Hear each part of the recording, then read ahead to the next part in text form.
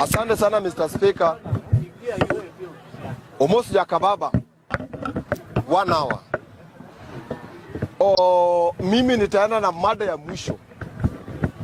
Ati William Samuel Ruto anafanya maendeleo Luo Nyanza. Ruto ubebe pesa na gunia upereke Luo Nyanza, huko bado ni ODM. Pesa tutachukua, alafu hiyo gunia nyumbani nao pesa tunaweka mawe. Ya kubeba kwenda mahakamani. Pesa tutachukua na hiyo gunia nyumbani nao pesa tunaweka mawe. Ya mwisho nikimaliza time imeenda.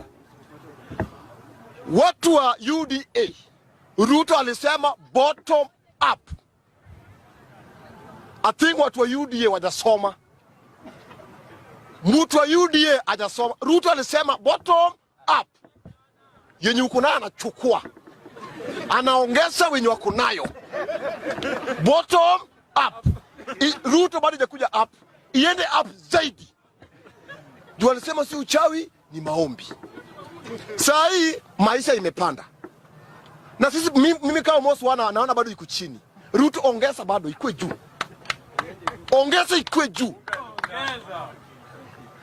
Na maandamano na tuendi. Tunangoja watu wa Mount Kenya, watu wa Rift Valley, kitu watu tunasikia tukienda maandamano. Hata wao wasikie. Unge ikipanda, imepandia mtu wa Mount Kenya, imepandia mtu wa Rift Valley. Imepandia kila mtu.